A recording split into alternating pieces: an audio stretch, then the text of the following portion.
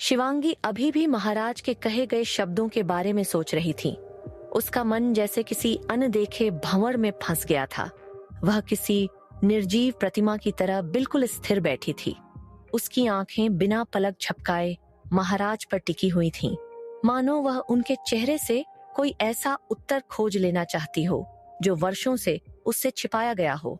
उसके चारों ओर मौजूद सारी आवाजें जैसे धीरे धीरे धुंधली पड़ गई थीं। तभी महाराज की गंभीर और भारी आवाज उसके कानों में पड़ी।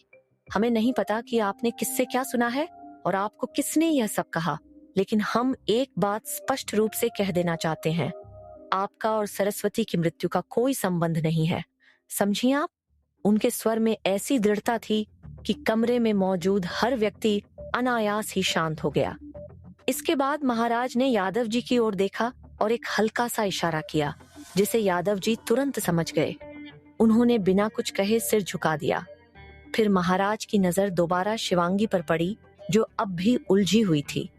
उसका चेहरा बता रहा था कि वह उनके शब्द सुन तो रही है, लेकिन उन पर विश्वास करने के लिए उसका मन अभी तैयार नहीं था। महाराज ने पुनः कहा, कोई और बात जो आपको जाननी हो? शिवांगी ने धीरे से उनकी ओर देखा, जैसे यह समझने की कोशिश कर रही हो कि कहीं वे उसका उपहास तो नहीं कर रहे। लेकिन महाराज का चेहरा पूरी तरह गंभीर था। वहां मजाक या छल का कोई संकेत नहीं था। यह देखकर शिवांगी ने अपनी नजरें झुका लीं और चुपचाप सामने रखे भोजन की ओर देखने लगी। उसके हाथ में रखा चम्मच धीरे धीरे उसकी मुट्ठी में कसता जा रहा था। उसकी उंगलियां इतनी जोर से उस पर जकड़ गई थीं कि उनके पोर हल्के सफेद पड़ने लगे थे। भीतर उठ रहा तूफान उसके चेहरे पर नहीं, बल्कि उसकी उस कसी हुई मुट्ठी में दिखाई दे रहा था। कुछ क्षणों तक वह चुप रही। फिर सिर झुकाए हुए ही उसने धीमी और कांपती आवाज में पूछा, माँ के बारे में बताएंगे? उसके स्वर में वर्षों की अधूरी जिज्ञासा, दर्द और एक मासूम उम्मीद छिपी हुई थी। उसे लगा था कि महाराज इस प्रश्न को भी पहले की तरह टाल देंगे या फिर कोई बहाना बना देंगे, लेकिन इसके विपरीत उन्होंने सीधे उसकी ओर देखा और शांत स्वर में कहा, आप क्या जानना चाहती हो? शिवांगी ने बिना उनकी ओर देखे कहा, सब कुछ। हमें उनके बारे में कुछ भी नहीं पता। हमने तो आज तक यह भी नहीं जाना कि वे कैसी दिखती थीं। हम तो बस उनकी समाधि से बातें कर लेते हैं। उसके अंतिम शब्दों में एक ऐसी उदासी थी जिसने कुछ क्षणों के लिए वातावरण को और भी भारी बना दिया। यह सुनकर महाराज के चेहरे पर हल्की सी उदासी छा गई। उनकी आंखों में एक पल के लिए पुरानी यादों की परछाइयां तैर गईं। फिर उन्होंने कहना शुरू किया, तुम्हारी माँ बहुत सुंदर थी, बिल्कुल तुम्हारी तरह। तुम्हारे बाल बिल्कुल उनकी तरह हैं और तुम्हारी हंसी भी। हाँ, बस तुम्हारी आंखें हमारी तरह हैं। उनकी आंखें सिंदूरी लाल थीं। उन आंखों में कभी बहुत प्यार झलकता था, लेकिन जब वे गुस्सा होती तो वही आंखें रक्त जैसी लगती थीं। महाराज की आवाज में एक अजीब सी गहराई थी, जैसे वे केवल यादें सुना नहीं रहे थे, बल्कि उन्हें दोबारा जी रहे हों। उनकी निगाहें कहीं दूर चली गई थीं। हमने उन्हें पहली बार नृत्य करते और साथ ही गाते हुए देखा था। जब हमने उन्हें देखा तो बस देखते ही रह गए। उस समय पूरा सभागार उनकी कला में डूबा हुआ था, लेकिन हमारे लिए उस क्षण वहां केवल वही थीं। हमने उनके बारे में पता लगाने की कोशिश की तो हमें बस इतना ही मालूम हुआ कि वे किसी दूसरे राज्य से आई थीं और यहाँ नृत्य और संगीत के जरिए अपना जीवन व्यतीत कर रही थीं। हमें यह भी पता चला कि वे तलवारबाज थीं और इस कला में निपुण थीं। यह कहते हुए महाराज के होठों पर हल्की सी मुस्कान उभर आई। जब हमने उनके परिवार के बारे में जानने की कोशिश की तो हर बार नाकामी ही हाथ लगी। ऐसा लगता था मानो उनके अतीत पर किसी ने पर्दा डाल रखा हो। महाराज कुछ पल के लिए रुके। कमरे में एक गहरा सन्नाटा फैल गया। ऐसा प्रतीत हो रहा था मानो वे यादों के अथाह समंदर में कहीं बहुत दूर उतर गए हों। फिर उन्होंने आगे कहना शुरू किया, धीरे धीरे हमारी मुलाकातें बढ़ने लगीं और कब हम एक दूसरे को चाहने लगे यह पता ही नहीं चला। समय बीतता गया और हमारे बीच का संबंध गहराता गया। फिर एक दिन हमने उन्हें यहाँ अपने महल में ले आया। उनकी आवाज में अब भी वही पुरानी कोमलता थी, तब हमारा राज्य इतना शक्तिशाली और सुरक्षित नहीं था, इसलिए हमें एक बड़े युद्ध पर जाना पड़ा। जाने से पहले आखिरी बार हमने सरस्वती को देखा था। तब हमें नहीं पता था कि वह माँ बनने वाली है, क्योंकि उन्होंने हमें यह बताना उचित नहीं समझा। वे नहीं चाहती थीं कि हम अपनी जिम्मेदारियां छोड़कर व्यक्तिगत कारणों से वहां रुकें, लेकिन हमें जल्द ही इस बात की खबर मिल गई। इसलिए हमने कोशिश की कि जितनी जल्दी हो सके युद्ध समाप्त कर दें। महाराज कुछ क्षणों के लिए चुप हुए। उनकी आंखों में पश्चाताप की हल्की झलक दिखाई दी, और हमने ऐसा किया भी। लेकिन हमें पूरे 8 महीने लग गए। वह युद्ध बेहद भयानक था। हमारा बहुत नुकसान हुआ, अनगिनत सैनिक मारे गए, अनेक परिवार उजड़ गए, और पूरा राज्य उस संघर्ष की कीमत चुका रहा था। लेकिन अंततः हम जीत गए। उनकी आवाज में विजय का गर्व नहीं, बल्कि बीते हुए संघर्ष की थकान थी। हम जब वापस आ रहे थे, तभी हमें सूचना मिली कि जनान खाने और महल, जहां सरस्वती देवी और अन्य स्त्रियां रहती थीं, वहां दुश्मनों ने हमला कर दिया है। इतना कहते ही उनकी आवाज थोड़ी धीमी पड़ गई। यह सुनते ही हम पूरी रफ्तार से महल की ओर बढ़े। उस समय हमारे मन में केवल एक ही विचार था, सरस्वती सुरक्षित हो। लेकिन उन्होंने गहरी सांस ली। हमें पहुंचने में देर हो गई। कमरे का वातावरण अचानक और अधिक भारी हो गया। महाराज की आवाज अब पहले जैसी स्थिर नहीं रही थी। उन्होंने कठिनाई से शब्दों को बाहर निकाला। जब हम पहुंचे, तब तक कुछ क्षणों के लिए वे चुप हो गए। वह हमें छोड़कर जा चुकी थीं। यह कहते समय महाराज के चेहरे पर कोई स्पष्ट भावना नहीं थी, न आंसू, न क्रोध, न ही कोई शिकायत। बस एक ऐसा भावशून्य चेहरा जो शायद इतने वर्षों में अपने दर्द को छिपाना सीख चुका था। शिवांगी उन्हें एकटक देख रही थी।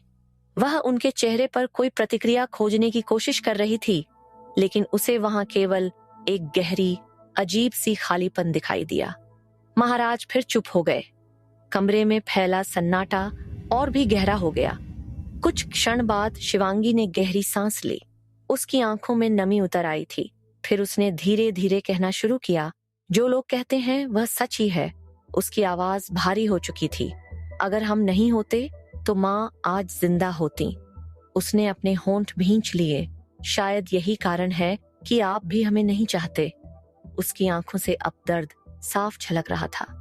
वर्षों से अपने भीतर दबाए हुए सभी प्रश्न, सभी शिकायतें और सभी डर उसके इन शब्दों में उतर आए थे। उसने धीरे से सिर उठाया और महाराज की ओर देखते हुए कहा, हमें सब समझ आ गया महाराज। मैंने शिवांगी की बातें सुनकर महाराज के चेहरे पर अचानक गुस्सा आ गया। अभी तक जो चेहरा शांत और भावशून्य दिखाई दे रहा था, वह पल भर में बदल गया। उनकी भौहें तन गईं, जबड़ा कस गया और उनकी आंखों में दबा हुआ आक्रोश स्पष्ट दिखाई देने लगा। उन्होंने कड़े शब्दों में कहा, ऐसी कोई बात नहीं है। यह सब आप क्या कह रही हैं? आपकी और सरस्वती की मृत्यु का महल पर आक्रमण होने का कोई भी कारण आप नहीं है। समझी आप? हम कह रहे हैं ना, तो आप मान क्यों नहीं रही हैं? उनकी आवाज इतनी ऊंची और कठोर थी कि भोजन कक्ष में उपस्थित सभी लोग अनायास ही सिहर उठे। ऐसा बहुत कम होता था जब महाराज अपने क्रोध को इस प्रकार खुलकर प्रकट करते थे। महाराज की ऊंची और गुस्से से भरी आवाज सुनकर शिवांगी थोड़ी सहम गई। उसके कंधे हल्के से कांप उठे, लेकिन अगले ही क्षण उसके चेहरे पर फिर वही जिद और दर्द लौट आया। उसने अपनी भीगी आंखों से महाराज की ओर देखा और दृढ़ता से कहा, झूठ बोल रहे हैं आप। उसके शब्दों में वर्षों का संचित दर्द था। अगर हम नहीं होते तो उनकी शक्तियां कम नहीं होती। अगर हम नहीं होते तो दुश्मन उन्हें मार भी नहीं सकते थे। आपने ही कहा था कि तलवारबाजी में उन्हें कोई हरा नहीं सकता था। आपने ही कहा था कि उनकी तलवारबाजी सबसे बेहतरीन थी, है ना? उसकी आवाज धीरे धीरे ऊंची होती जा रही थी। तो फिर वे हार कैसे गईं? कमरे में गहरा सन्नाटा छा गया। शिवांगी की आवाज दर्द और क्रोध से भरी हुई थी। ऐसा लग रहा था मानो वह वर्षों से अपने भीतर दबे हुए प्रश्नों को अब रोक नहीं पा रही थी। उसकी आंखों से आंसू लगातार बह रहे थे, लेकिन उसने उन्हें पोंछने की कोशिश तक नहीं की। अगर हम नहीं होते तो वे जिंदा होती, आपके पास होती, लेकिन हमारी वजह से अब वे नहीं हैं। इसलिए आप हमसे नफरत करते हैं। उसकी आवाज टूटने लगी थी। हमें सब पता है महाराज, लेकिन चिंता मत कीजिए। उसने गहरी सांस ली, मानो खुद को टूटने से रोक रही हो। हम बहुत दूर चले जाएंगे। यह सुनकर महाराज सचमुच चौंक गए। उनकी आंखें फैल गईं। शायद उन्हें पहली बार एहसास हुआ कि शिवांगी के मन में वर्षों से कितना गहरा जहर भर चुका था। वह तुरंत उसे समझाने की कोशिश करते हुए बोले, यह सब आपको किसने कहा है राजकुमारी? हमने ऐसा कभी नहीं कहा। हमने कभी उनकी मृत्यु का कारण आपको नहीं ठहराया। तो आप ऐसा क्यों कह रही हैं? उनके स्वर में अब केवल गुस्सा नहीं था, वहां बेचैनी भी थी, घबराहट भी थी और शायद पछतावा भी। शिवांगी की आंखों में आंसू थे, लेकिन उसने खुद को संभालते हुए कहा, अगर ऐसा नहीं था तो जब नौनी ने आपको हमारे बारे में बताया तो आपने हमें एक बार भी क्यों नहीं देखा, उसका गला भराया, हमारे साथ ऐसा क्यों किया? उसकी आवाज कांप रही थी। हमें हमेशा अकेला क्यों छोड़ा? हर सवाल के साथ उसकी पीड़ा और स्पष्ट होती जा रही थी। हमें कभी अपनी बेटी नहीं माना। उसने अपनी मुट्ठियां कस लीं। हमेशा हमें एक राजकुमारी की तरह रहने का सुझाव दिया गया, लेकिन हमें सिर्फ एक बेटी बनना था, जिससे उसके पिता उसे प्यार करें, उसे अपनापन मिले। उसकी आंखों से आंसू लगातार बह रहे थे, लेकिन ऐसा कभी नहीं हुआ। अब उसके स्वर में शिकायत नहीं, बल्कि टूटा हुआ विश्वास था। हम तड़पते रहे। उसने मुश्किल से शब्दों को बाहर निकाला, पर अब और नहीं। उसकी आवाज अचानक कठोर हो गई। कभी नहीं। उसके अंतिम शब्द पूरे कक्ष में गूंज उठे। कुछ क्षणों तक कोई कुछ नहीं बोला। यह पहली बार था जब शिवांगी ने अपने दिल में दबे हुए हर दर्द को इतने खुले रूप में बाहर निकाला था। उसने एक गहरी सांस ली और फिर कठोर स्वर में कहा, अब आपको सिर्फ एक राजकुमारी मिलेगी। उसकी आंखों में अब आंसू कम और दृढ़ता अधिक दिखाई दे रही थी। सिर्फ राजकुमारी शिवांगी, उसने महाराज की आंखों में देखते हुए कहा, ना कि आपकी बेटी शिवांगी। ये शब्द किसी तलवार की तरह हवा को चीरते हुए निकले। महाराज का चेहरा एक पल के लिए बिल्कुल स्थिर हो गया, लेकिन शिवांगी नहीं रुकी, क्योंकि हमने उसे खुद दफना दिया। उसकी आवाज में इतना दर्द था कि सुनने वाले का हृदय भी कांप जाए। अब हम इस राज्य और इसके महाराज के प्रति अपनी सारी जिम्मेदारियां निभाएंगे, उसने पूरी दृढ़ता के साथ कहा।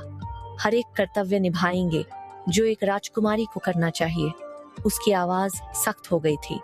उसकी आंखों में एक अलग ही चमक थी, जैसे उसने अपने भीतर कोई अंतिम निर्णय ले लिया हो, जैसे अब वह अपने दिल के बजाय केवल अपने कर्तव्य के अनुसार जीने वाली हो। फिर उसने धीरे धीरे लेकिन बेहद स्पष्ट शब्दों में कहा, लेकिन कमरे में मौजूद हर व्यक्ति की सांस जैसे थम गई। हम कभी आपकी बेटी नहीं बनेंगे। उसकी आंखें सीधे महाराज की आंखों में टिकी थीं। कभी भी नहीं।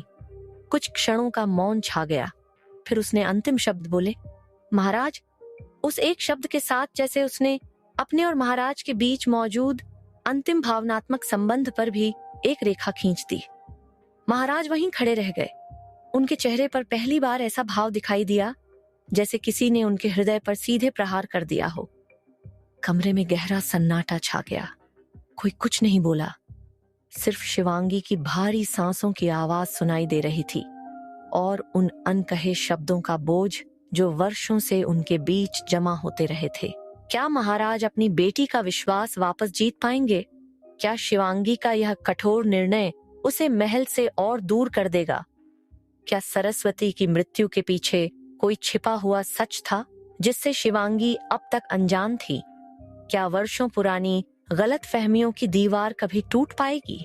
जानने के लिए अभी पढ़िए अगला चैप्टर।